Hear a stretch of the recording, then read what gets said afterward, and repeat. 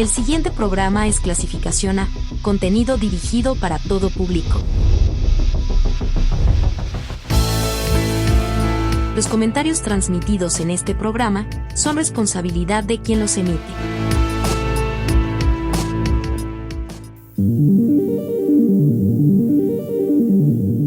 ¿Qué ocurre en nuestro cerebro y nuestra mente?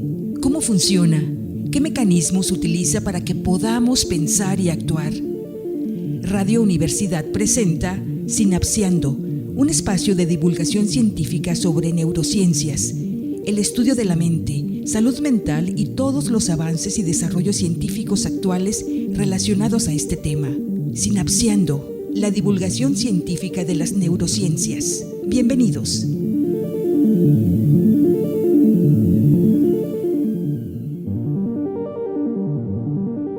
Hola, hola a todas, todos y todes. Bienvenidos una semana más a nuestro programa Sinapseando, un programa de radio universitaria en donde estudiantes de la UAN hacemos divulgación científica de las neurociencias. El día de hoy vamos a hablar de un tema bastante interesante, bastante complejo.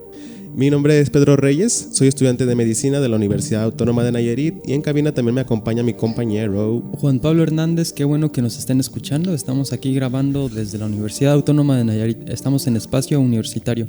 Y el tema de hoy, como bien dices, es muy interesante. Aquí también está... Olis, yo me llamo Luan. Y pues qué bueno que están aquí escuchándonos. También soy estudiante de psicología de la Universidad Autónoma de Nayarit. Y así es, el tema de hoy es temita.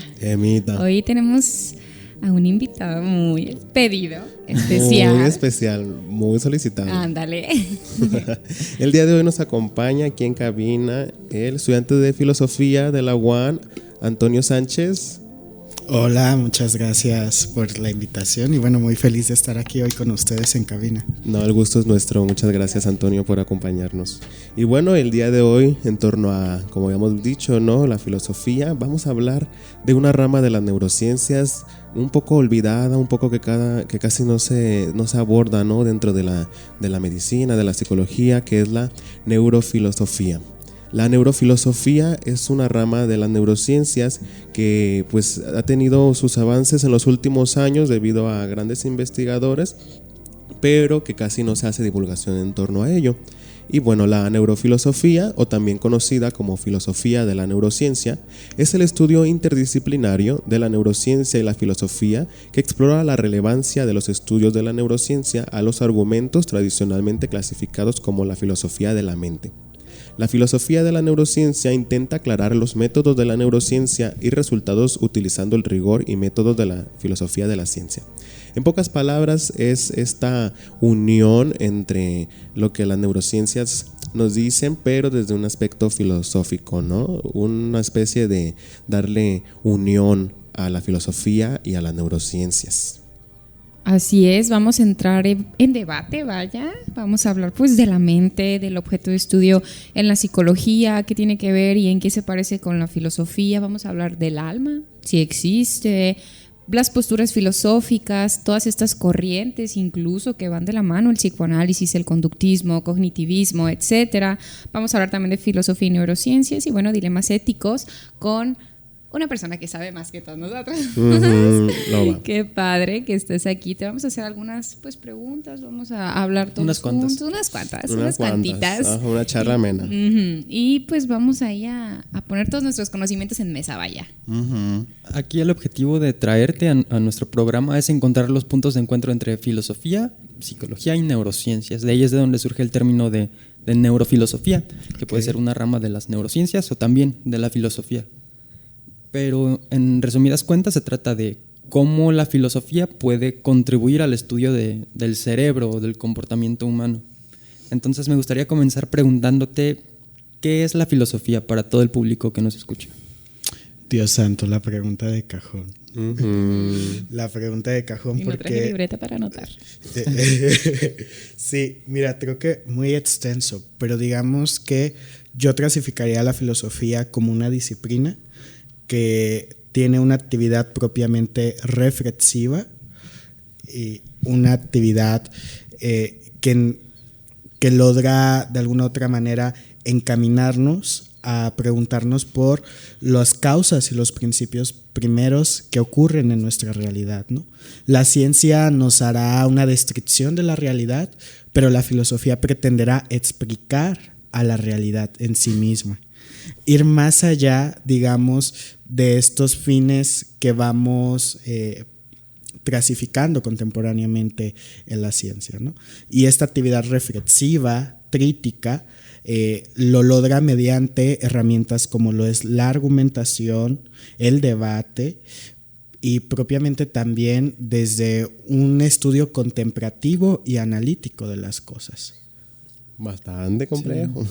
Entonces es como el cuestionamiento, ¿no? De, por así decirse, cuestionarnos acerca del todo. De todo. Y ahora nos vamos a cuestionar de la mente. La objetita de estudio. La neurona siendo consciente de sí misma y diciendo que soy. Así es. Así es. Y bueno, también nos gustaría pues adentrarnos un poco en el tema, ¿no? A grandes rasgos, ¿cómo consideras que están relacionadas la filosofía, la psicología, las neurociencias? Bueno, creo que lo dijiste muy bien al inicio. Digamos, de alguna u otra manera la filosofía nos permite un estudio interdisciplinar de las ciencias, ¿no? Digamos, en filosofía, en lo habitual nos preguntamos ¿qué es eso llamado ciencia? Si una ciencia es en sí mismo, como se dice, ciencia, ¿no? O es una pseudociencia. Digamos que por ahí vamos versando. Y el estudio es tan amplio porque abordamos desde cuestiones éticas hasta cuestiones analíticas de revisar los sistemas que cada ciencia va creando.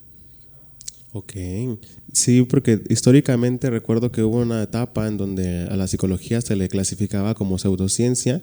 Sin embargo, pues ya los avances que en los últimos años se han descubierto ya está siendo validada como una ciencia, ¿no? Sin embargo, cabe recalcar, ¿no?, que para el estudio de la mente y de las neuronas, algo bastante microscópico, bastante complejo, pues muchas veces el método científico se queda corto, ¿no? Uh-huh. Sí, pero etimológicamente nos gustaría hablar, ¿no?, de que etimológicamente la psicología significa pues el estudio o tratado del alma. Pero ¿por qué consideras que el objeto de estudio de la psicología sea el alma? No sea el alma.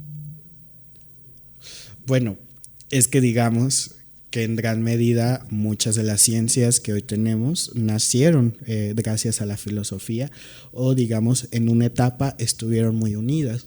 Si recordamos, por ejemplo, a la etapa del medievo, hubo un gran momento donde muchas ramas de conocimiento estaban unidas y eran sistematizadas a través de la filosofía.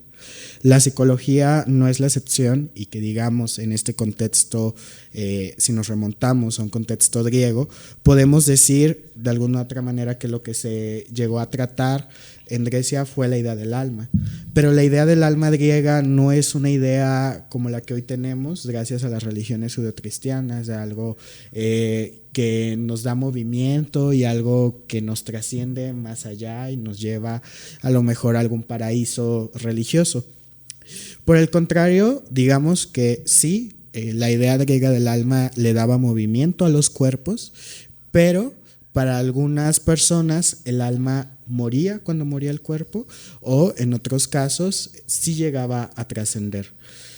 También en gran medida la idea de alma estaba ligada a mente. Entonces, de alguna otra manera, si quieres abordar o ir estudiando como estos primeros tratados de la psicología que se hicieron, que dicen que es sobre el alma, deberíamos de tomar como sinónimo a alma como sinónimo de mente. Ok. Wow. Sí, totalmente. Como pues dijimos, toda esta parte pues ha sido tema de debate, ¿no? Porque pues aunque la etimología de psicología se refiere a alma, ¿no?, al estudio del alma, pues toda esta disciplina ha evolucionado para centrarse pues en procesos mentales y comportamientos que pueden ser observados y medidos científicamente, ¿no? El concepto de alma pues es súper abstracto y es difícil de investigar empíricamente, por lo que la psicología moderna se enfoca en aspectos tangibles como pensamientos, emociones y conductas. Ahí como se entra toda esta parte como de debate, ¿no? Sí. Sobre todo en la división de las escuelas de la psicología. Ay, sí, claro. Del psicoanálisis, que dicen que se estudia el inconsciente, pero luego, ¿qué es el inconsciente? Es aquello de lo que no somos conscientes.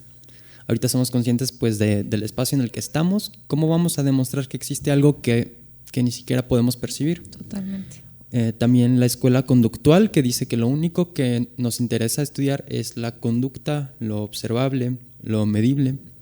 Luego surgió la escuela cognitiva, que hablaba de procesos mentales, de emociones, de procesos dentro de la mente, de este concepto de la mente. A lo largo de la historia de la psicología ha habido un gran conflicto, como mencionaba Luan, sobre el objeto de estudio.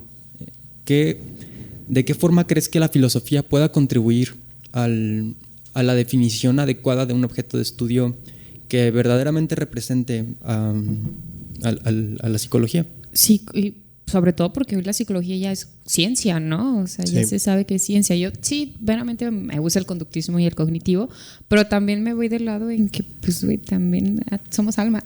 O sea, hay muchas cosas en las que pues, siento que la ciencia no está como muy así y nosotros somos más que eso. Sí, muy rígido. Acá en medicina, por ejemplo, sí, todo es muy positivista, muy metódico, muy todo de utilitarista, ¿no?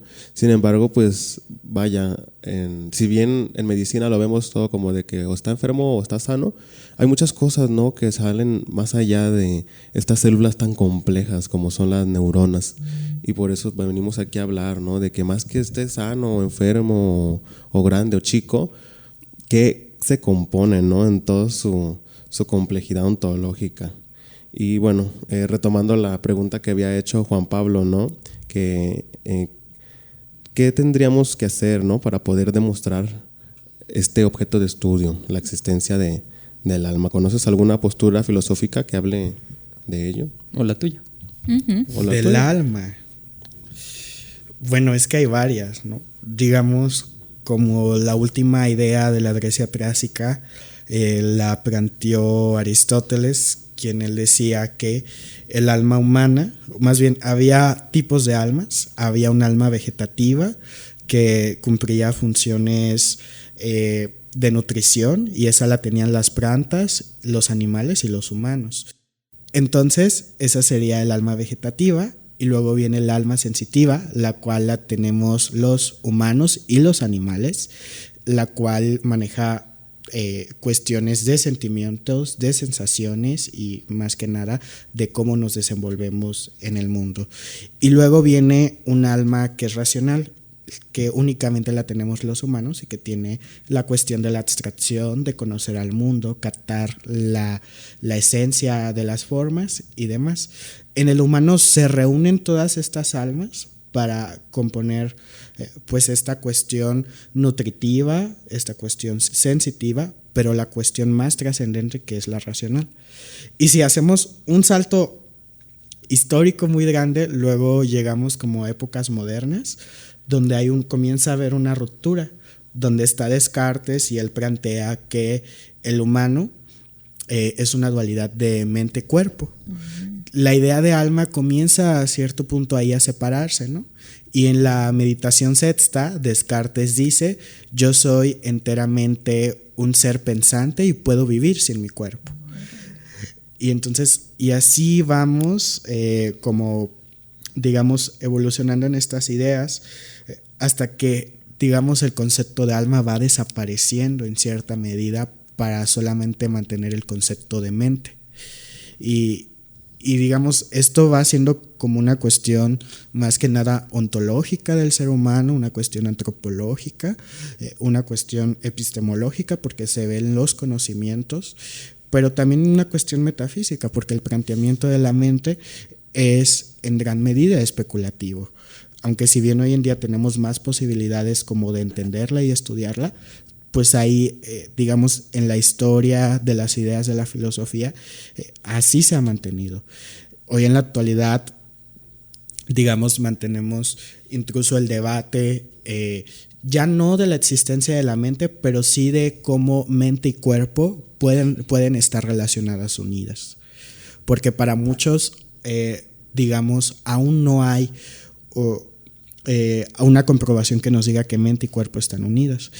Una idea que, por ejemplo, se maneja aquí en Filosofía One y que la maneja el doctor Arturo Escobedo, él dice que el problema de la unión entre cuerpo y mente es únicamente fenomenológica, es decir, es únicamente de ver cómo los juicios se van relacionando entre lo que hace el cuerpo y lo que piensa la mente. Y digamos, en este sentido de cuál es el objeto de estudio de la psicología y cómo la filosofía puede ayudar a definir objetos de estudio, yo diría más que nada que la filosofía siempre tiene una pretensión, o cuando menos en gran medida tiene una pretensión de claridad en los conceptos, de qué estamos queriendo decir con lo que enunciamos. Y si un objeto de estudio dice, bueno, a mí me interesa esta parte de la realidad y se llama tal, se llama de determinada manera, la filosofía tenderá a hacer un estudio de ese concepto y dirá, bueno, ¿qué quieres decir con esto? ¿Qué nos implica esto? Entonces, en la psicología pudiéramos decir que de alguna u otra manera, pues, digamos, un estudio de la mente, pero quizás sus implicaciones, ¿no? Aunque creo lo más aceptado es decir que es el estudio de la conducta, si mal no estoy. Sí. Creo que ahí seguiría el debate, ¿no? Entre incluso la existencia de mente o la unión de mente y cuerpo y las implicaciones de esto. Las neurociencias se consideran un enfoque para estudiar esta cosa misteriosa que es la psicología, la mente, la conducta. Tiene la ventaja, entiendo yo, que nos permite reducir los procesos mentales y conductuales al movimiento de moléculas, a la parte más elemental de la materia, y eso nos da la ventaja de que se puede demostrar y se puede observar, y parece que hacia allá apunta la tendencia del desarrollo científico de la psicología, a una psicología basada en la materia, en lo tangible. Sí, debido a que, bueno, desde medicina obviamente sí se tiene que plantear así, ¿no? Materia. Probablemente pues sí es a lo mejor muy positivista y muy estricto, porque si bien obviamente la mente es algo muy complejo y hasta como había comentado mi compañero, ¿no? Puede llegar a ser algo metafísico, pero desde la medicina pues sí es importante tener toda esta cuestión científica, por ejemplo en psiquiatría, en neurología, en neurocirugías. Obviamente sí tenemos que ser bastante pues metódicos, científicos, para pues no hacer ningún daño al paciente, ¿no? Sin embargo, pues ya a la hora de estudiar la fisiología como tal, sí, sin ningún como enfoque clínico, pues sí ya es cuando debemos de utilizar más que lo que vemos, ¿no? Sino también razonar. Y luego dicen que las enfermedades que se manifiestan en el cuerpo pueden encontrarse causas mentales en patrones de pensamiento conflictivos. Sí, así es. Se dice, creo que es el 80%, ¿no?, de las enfermedades. Sí, todo nuestro sistema nervioso no solo está en el cerebro, en el cráneo, ¿no? Sino que tenemos terminaciones nerviosas por todo el cuerpo, y esas terminaciones nerviosas son los que nos ayudan, como por ejemplo a mover el dedo, ¿no? Que a lo mejor consciente o inconscientemente estoy moviendo el dedo, mi mano, pero pues también por ahí pasan estos neurotransmisores, estas hormonas, por ejemplo el cortisol, ¿no? Que si estoy estresado, el estrés no solo se queda en mi cráneo, no solo se queda en mi encéfalo, sino que también se manifiesta en las terminaciones nerviosas. Sí. Y pues ahí es donde nos damos cuenta, ¿no? Que ya hay algo más que neuronas, hay algo que está pues moviéndole a los patrones, a la química. Sí. Para su estudio, ¿qué consideras tú que sería más conveniente? ¿Mantener la visión dualista de los fenómenos de la mente, los fenómenos psíquicos y los fenómenos físicos, o verlos en una unidad? No lo sé, creo que pudiera ser complicado, ¿no? Muy a título personal, no sé, yo repelo mucho las dualidades, porque luego nos plantean la superposición de una cosa sobre la otra. Entonces, verlo como un conjunto pudiera ser más integrador, más holístico en cierto sentido y pertinente, pero habría que ver también la aplicación en los casos. Ok.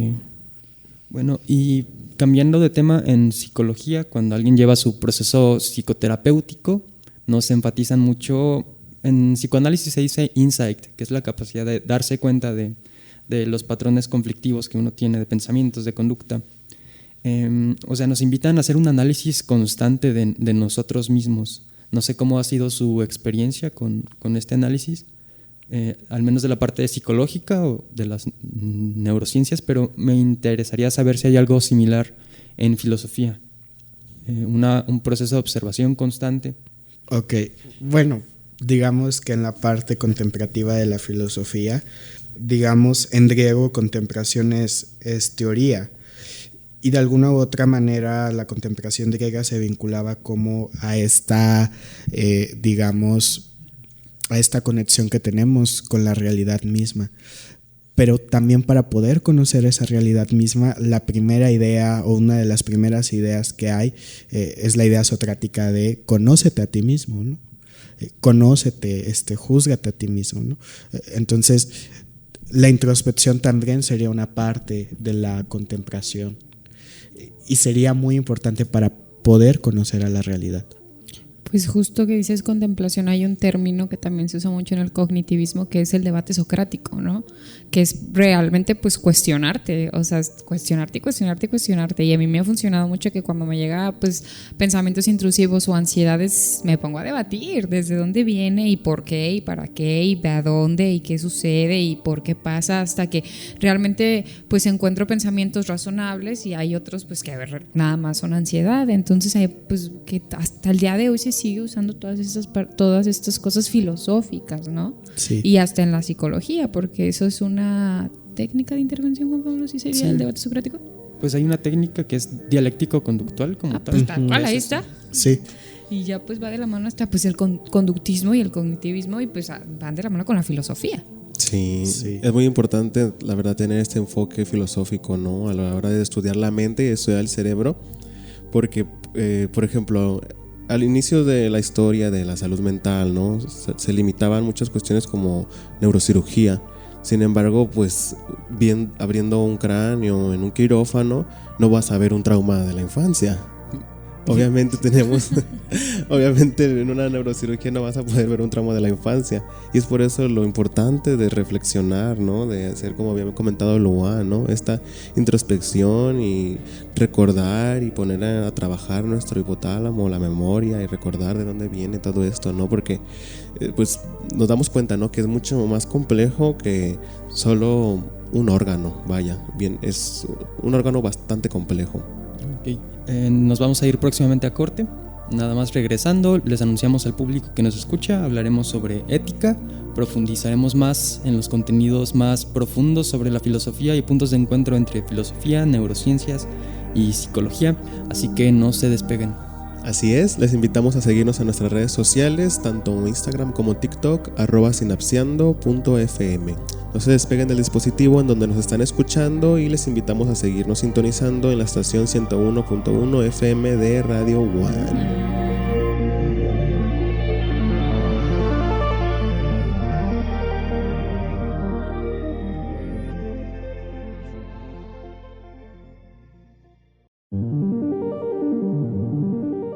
Hola, hola, buenas tardes a todos, todas, todes. Bienvenidos de vuelta a su programa Sinapseando, un programa de radio universitaria en donde estudiantes de la UAN hacemos divulgación científica de las neurociencias.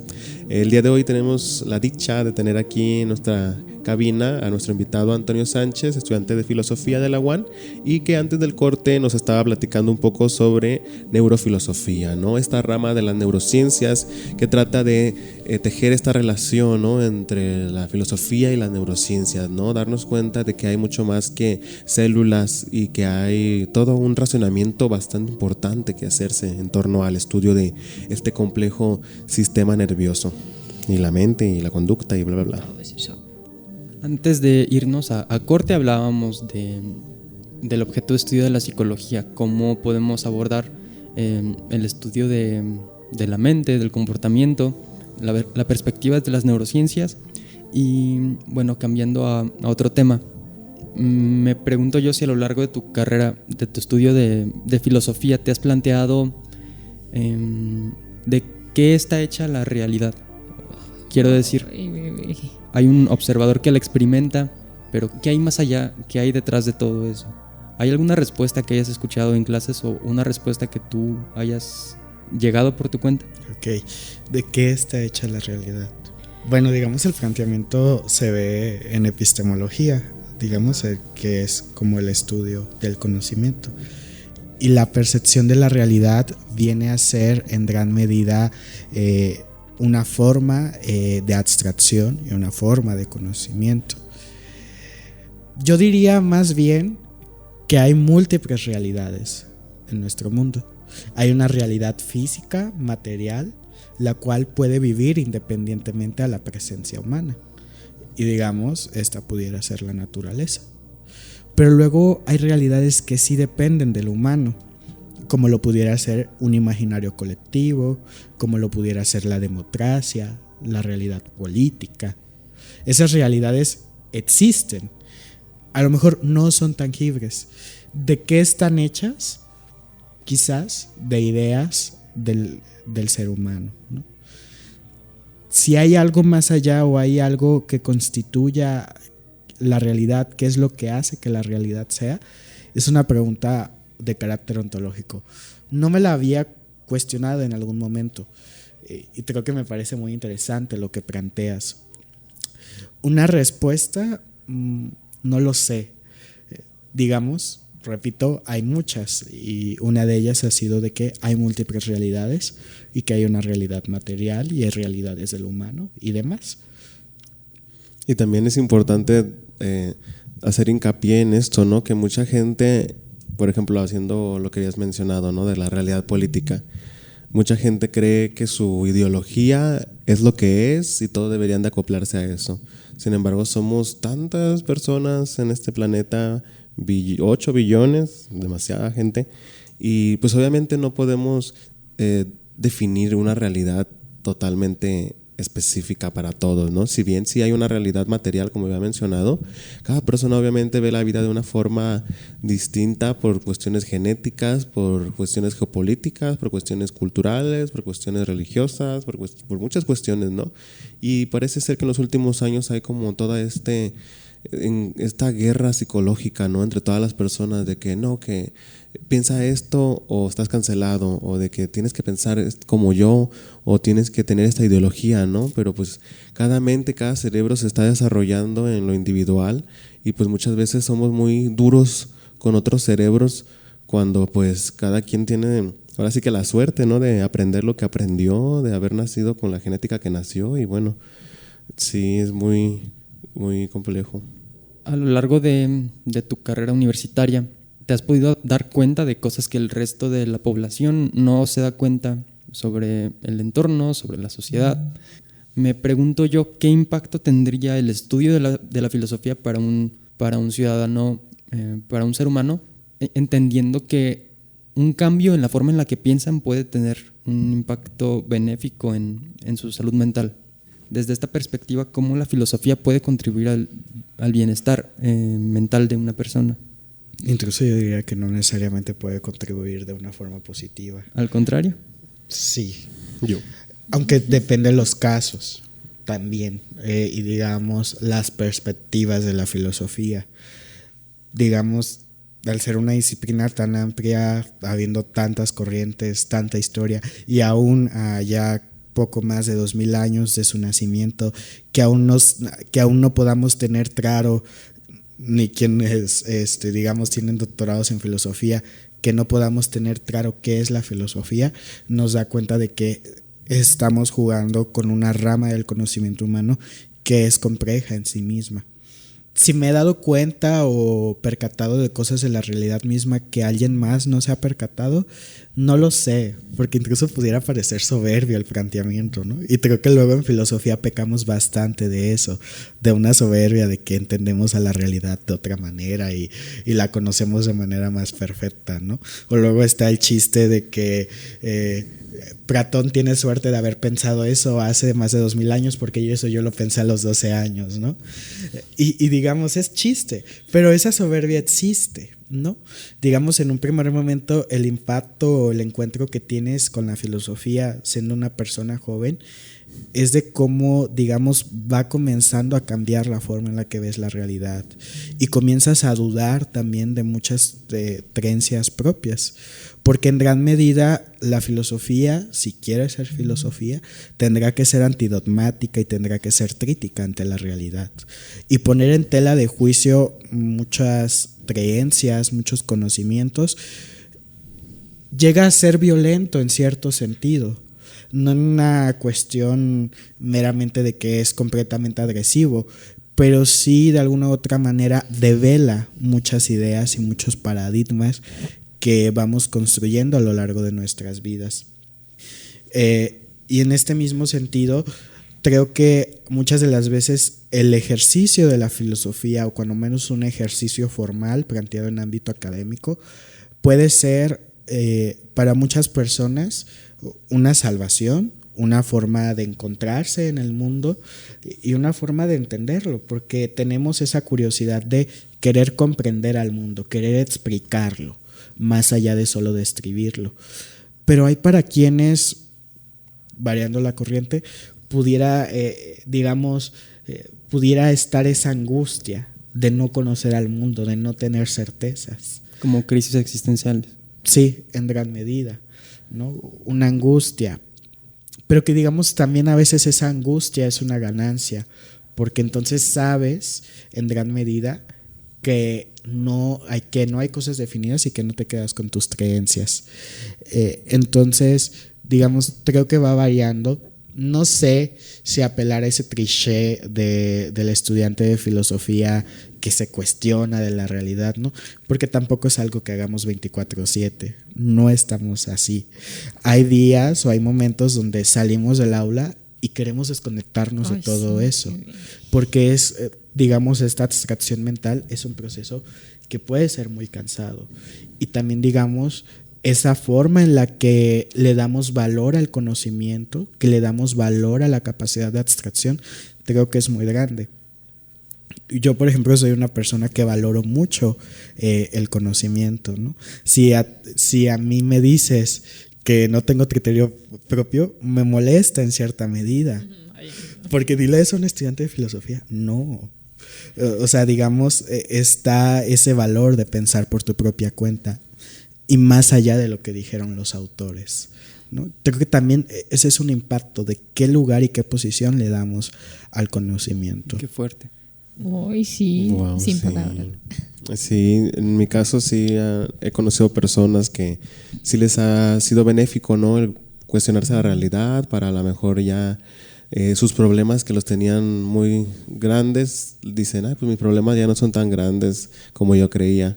Sin embargo, pues también muchas personas, como habías mencionado, ¿no? La otra cara de la moneda, que no pueden lidiar con la incertidumbre y viven en una constante crisis existencial. Entonces sí es importante, ¿no? Irnos poco a poco, porque pues sí, si no, pues una persona no lo hace a lo mejor de la forma adecuada, óptima, puede desencadenar a lo mejor una crisis bastante complicada. No, sí, si se fijan, pues hasta el cuestionarse es el conocimiento, ¿no? Es como hablarte a ti mismo y generar pues tus propias creencias, tus propios puntos de vista, tus cosas, a lo mejor hasta tus pensamientos razonables y los que no son tanto. Uh-huh. Siento que esta parte de cuestionamiento es súper importante, ¿no? Y hasta hay veces en las que nos cuestionamos nuestra propia existencia. Sí. Como quiénes somos y para dónde vamos y qué estoy haciendo aquí. A veces puede ser un poco tedioso, pero pues siento incómodo. Incómodo, pero siento que es parte de crecimiento, hasta podría decirlo, hasta crecimiento espiritual para el saber hacia dónde vamos. Y creo que esta parte de cuestionamiento se puso en los filosóficos, ¿no?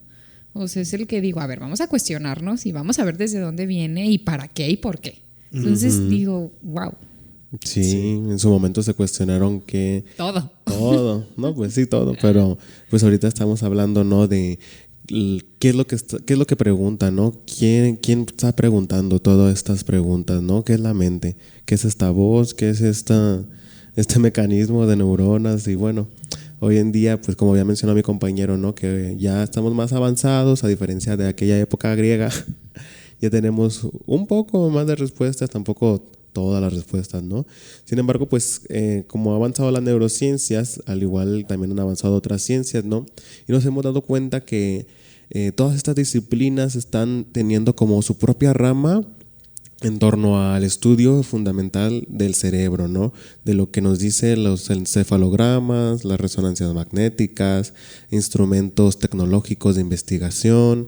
Hoy en día vemos que ya hay disciplinas como neuroderecho, neuroética, muchas de estas cuestiones, ¿no? Que pudiese ser cuestiones filosóficas, pero que ya se están estudiando desde un componente pues ya no tan subjetivo, ¿no? Sino tratando de hacer esta cuestión objetiva y basándonos con evidencia científica, ¿no? Nos gustaría que nos platicases qué es lo que tú comprendes o qué es lo que significa para ti una rama de estas, como por ejemplo el neuroderecho. Digamos que volviendo como al inicio, no, pero digamos en este estudio interdisciplinar que plantea la filosofía de las neurociencias entraría una cuestión ética, ¿no? Y digamos el neuroderecho, que se plantea como los derechos neuronales, la regulación de los digamos de cierta comprensión o investigación incluso sobre los datos neuronales que pudiera existir, ¿no? Digamos, eso sería como un primer momento. Y digamos, los avances actuales en las neurociencias nos han planteado muchos problemas éticos, ¿no? No sé si conocen sobre el chip de telepathy hecho por una empresa de Elon Musk, que es la de Neuralink, que es un chip que se incrusta en el cerebro y que puede decodificar nuestros datos neuronales. Pero a la hora de decodificar esos datos neuronales, también ese chip permite conectar al cerebro con un dispositivo electrónico, por lo cual yo puedo ordenar desde mi cerebro que mi computadora haga cierta cosa, ¿no? Y suena muy bien porque eso resulta beneficioso como para personas que tienen o viven con una discapacidad motriz. Pero digamos, si también voy a poder acceder a la red, a la nube desde mi cerebro, y puedo compartir mis datos neuronales o mis pensamientos, y yo puedo poner en la nube un escrito de algo que estoy pensando, con tan solo ordenarlo y pensarlo desde mi mente sin mover nada, entonces no podrá haber la posibilidad de que alguien intervenga a la información, incluso pueda conocer otros datos que hay en mi mente cerebro. Y ese es un problema ético, ¿no? Porque digamos está esta parte de cómo un avance tecnológico pudiera ayudar a un grupo de personas a volverlas autónomas en cierto sentido, ¿no? Pero también en gran medida cómo puede vulnerar esa misma autonomía y esa misma privacidad, ¿no? De ello se han planteado la idea de neuroderechos, ¿no? Y también una discusión con la bioética, con la neuroética e incluso con la biopolítica. Y digamos, por ahí también hay un gran engranaje, ¿no? Y vuelvo, esto es un estudio propio de la filosofía, pero que también es interdisciplinar, porque va a abordar temas del derecho, pero temas también desde las neurociencias, y va a ir como ahí abonando. Sí, ahorita estamos en esta época contemporánea, ¿no? De un surgimiento y un boom en torno a la atención a las neurociencias, y pues esto nos plantea la necesidad de crear este tipo de disciplinas como neuroderechos, ¿no?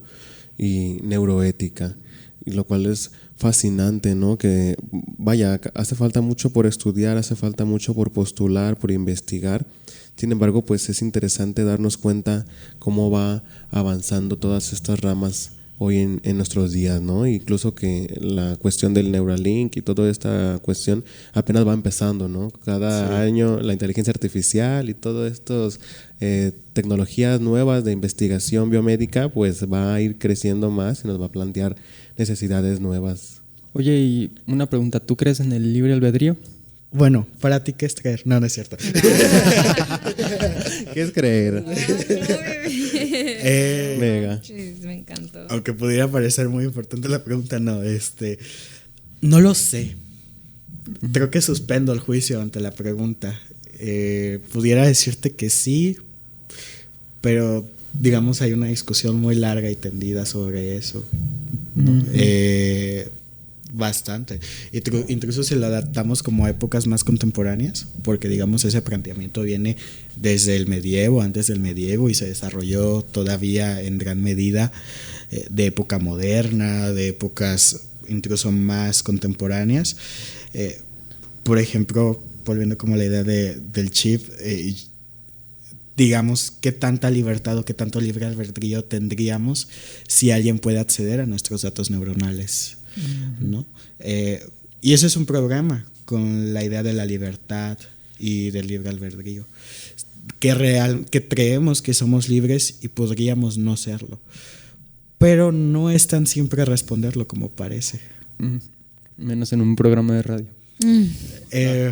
Mira, yo a título personal quizás pudiera decirte que sí creo, pero preferiría como suspender el juicio, porque digamos tengo mis dudas de eso. ¿Por la posibilidad de cambiar de opinión? ¿Por la posibilidad de expandir tu conocimiento? Por la posibilidad de formular un enunciado que sea más acercado a lo verdadero. Ok. Interesante, sí. ¿Qué le recomendarías a los profesionales de hoy en día que se dedican tanto al tratado de esta ciencia, ¿no? A los psicólogos, a los neurólogos, a los neurocirujanos, a los psiquiatras, a los neurocientíficos?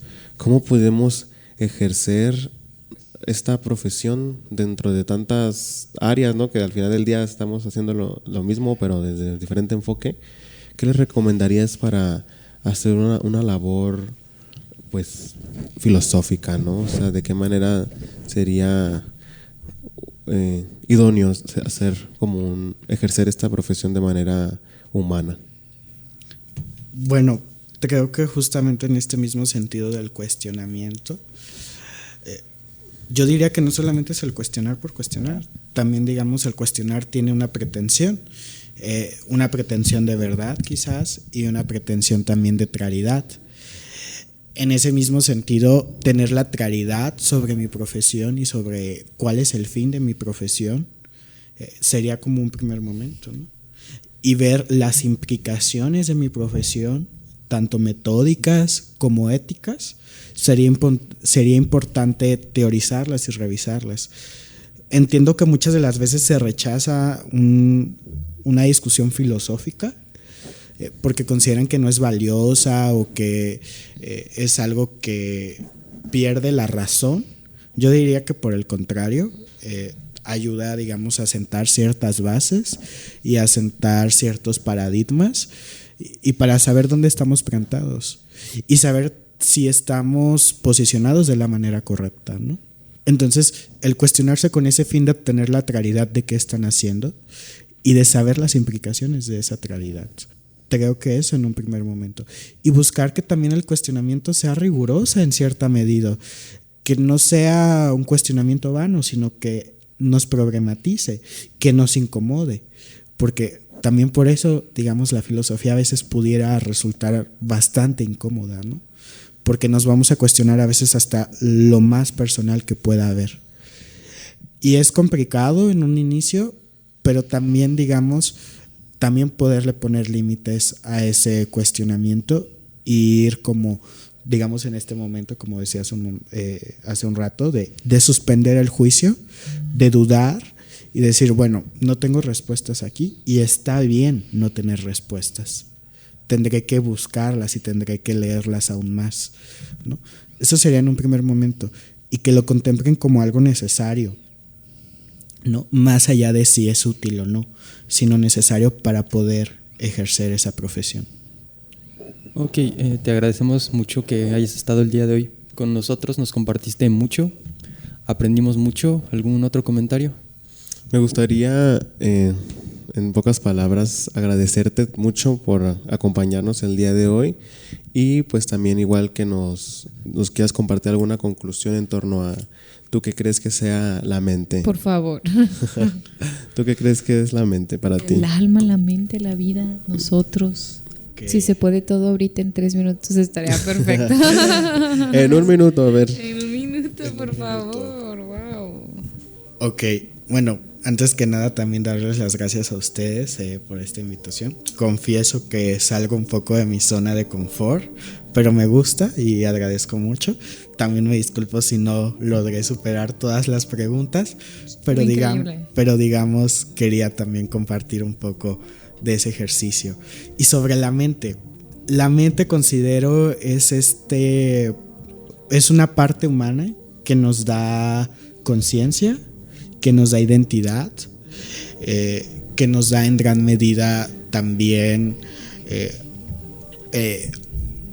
una forma de contener el conocimiento, los saberes, y es un ente que nos logra ayudar a comprender y a entender a la realidad, a poder, digamos, de otra manera, percibirla en gran sentido, y eso sistematizarlo para concretar lo que es una identidad propia.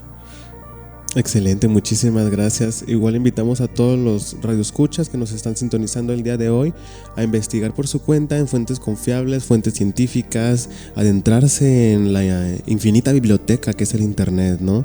En la biblioteca infinita que podemos acceder en nuestras manos, en nuestra computadora, en muchos medios, ¿no? Agradecerte de nuevo, Antonio, a ustedes por habernos acompañado y habernos dado tanta reflexión, tanta información, tanta divulgación científica. Te agradecemos mucho el habernos acompañado el día de hoy y bueno, pues nos despedimos de este gran día, no sin antes invitarles a que nos sigan en nuestras redes sociales, tanto Instagram como TikTok, @sinapseando.fm. Nos vemos la siguiente semana en la estación 101.1 FM de Radio One, y de igual forma agradecemos al licenciado Antonio Pérez por habernos acompañado y apoyado en cabina el día de hoy, y pues nos vemos la siguiente semana. Gracias de nuevo, un abrazo y bye. Muchas gracias. Chao.